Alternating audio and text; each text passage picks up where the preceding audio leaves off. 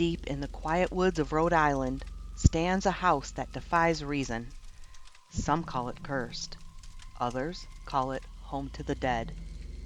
Tonight, we step into the darkness behind one of the most infamous hauntings in America, the Conjuring House.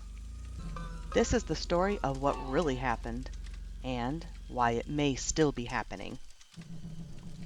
Long before Hollywood turned it into a nightmare on screen, this farmhouse stood as part of the Arnold estate, built in the early 1700s.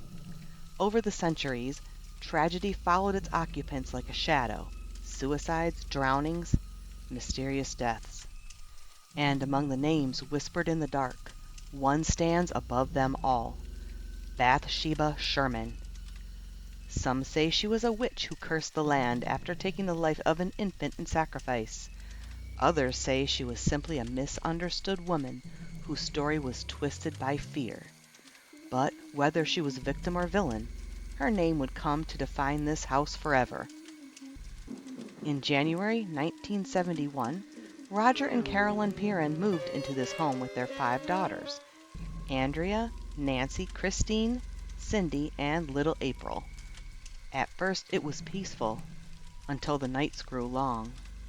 Doors opened on their own.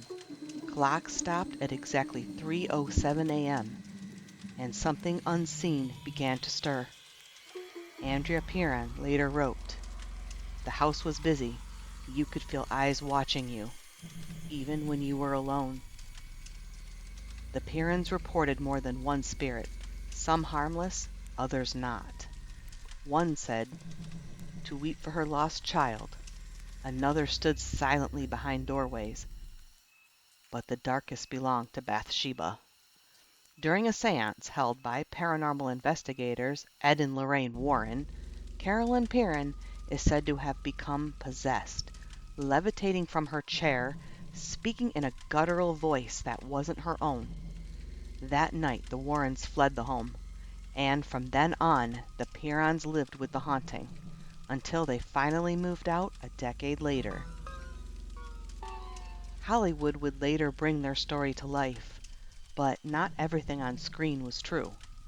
Andrea Perron, the eldest daughter, claims 95% of the film was fictionalized, yet she insists the hauntings themselves were real.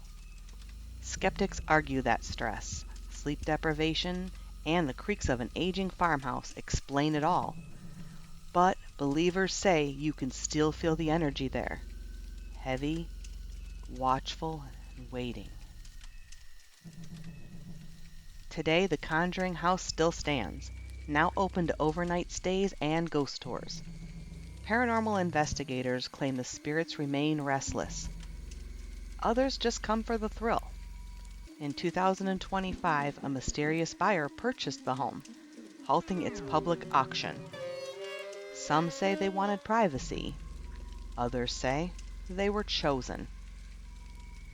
Whether cursed, haunted, or misunderstood, this house reminds us of one thing: fear is not always found in what we see, but in what refuses to stay unseen. Do you believe the Conjuring House is truly haunted? Or is it a story that grew too powerful to die? Let me know in the comments. And remember, some houses don't just keep memories, they keep who we used to be. Fears Unfolded. Subscribe for more tales that keep you awake at night.